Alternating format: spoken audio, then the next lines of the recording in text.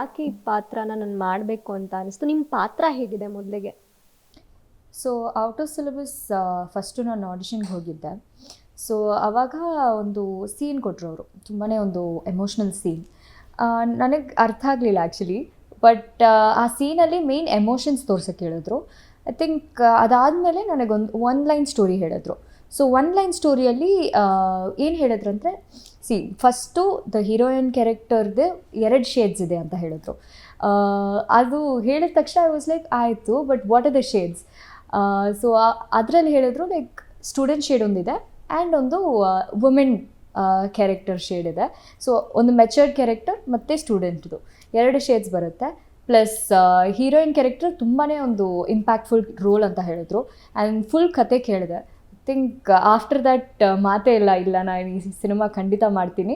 And then after shoot ನಡೆಯುವಾಗ I didn't have much hopes ಏನಾಗುತ್ತೆ ಅಂತ. ಬಟ್ ಫಸ್ಟ್ ಡೇ ಶೂಟಿಂಗಲ್ಲಿ ಆ ಕಾಸ್ಟ್ಯೂಮ್ ಸೆಲೆಕ್ಷನು ಏನೇ ಇರಲಿ ತುಂಬಾ ಒಂದು ಇಂಟ್ರೆಸ್ಟ್ ತೋರಿಸಿದ್ರು. ನಮ್ಮ ಪ್ರದೀಪ್ ಅವರು ತುಂಬಾ ಒಂದು ಪೀಪಲ್ ಇದ್ದರು, ತುಂಬ ಚೆನ್ನಾಗಿ ಒಂದು ಲಾಟ್ಸ್ ಆಫ್ ಸ್ಟೂಡೆಂಟ್ಸು ಎಲ್ಲರೂ ಒಂದು ಇಂಟ್ರೆಸ್ಟ್ ತೋರಿಸಿದ್ರು. ಸೊ ಅದು ನೋಡಿದ ತಕ್ಷಣ ಐ ವಾಸ್ ಲೈಕ್ ಸಿನಿಮಾ ಒಂದು ಔಟ್ಪುಟ್ ಚೆನ್ನಾಗಿ ಬರುತ್ತೆ ಅಂತ ಒಂದು ನಂಬಿಕೆ ಇತ್ತು.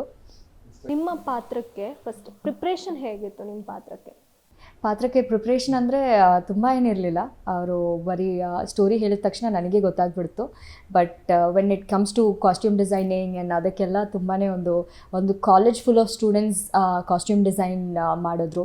So I think for that maybe preparations ತುಂಬ ಪ್ಯಾಕಲ್ಲಿ ಪ್ರಿಪ್ರೇಷನ್ಸ್ ತುಂಬಾ ಚೆನ್ನಾಗಿ ನಡೀತಿತ್ತು. I think lots of people hard work ಮಾಡಿದ್ದಾರೆ. ಅಂದರೆ ಈಗ ಆಲ್ರೆಡಿ ಏನು ಟ್ರೈಲರ್ ರಿಲೀಸ್ ಆಗಿದೆಯೋ ಟ್ರೈಲರ್ಗೆ ಒಳ್ಳೆ ರೆಸ್ಪಾನ್ಸ್ ಇದೆ. ಸೊ ಅದು ಒಂದು ಮೆಸೇಜ್ ಇದೆ ಅನ್ನೋದು ಅದರಲ್ಲಿ ಗೊತ್ತಾಗ್ತದೆ ನಮಗೆ. ಸೊ ಆಡಿಯನ್ಸಿಗೆ ಏನು ಹೇಳ್ತೀರಾ? I think out of syllabus ಟೈಟಲಲ್ಲೇ ಇದೆ, ಲೈಕ್ ಔಟ್ ಆಫ್ ಸಿಲೆಬಸ್ ಅಂತ. ಸೊ ಆಬ್ವಿಯಸ್ಲಿ ಮೂವಿನೂ ಸಿಲೆಬಸಲ್ಲಿ ಇರೋ ಮೂವಿ ಅಲ್ಲ, ಇದು ಔಟ್ ಆಫ್ ಸಿಲೆಬಸ್ಸಲ್ಲಿರೋ ಮೂವಿ ಇದು. ಸೊ ಖಂಡಿತ ಸ್ಟೂಡೆಂಟ್ಸ್ ಆ್ಯಂಡ್ ಯಂಗ್ಸ್ಟರ್ಸ್ಗೆ ತುಂಬ ಕನೆಕ್ಟ್ ಆಗುತ್ತೆ. ಸೊ ಐ ಥಿಂಕ್ ಅವರು ಮಿಸ್ ಮಾಡದೆ ಈ ಮೂವಿನ ನೋಡಿದ್ರೆ ಖಂಡಿತ ಎಂಜಾಯ್ ಮಾಡ್ತಾರೆ.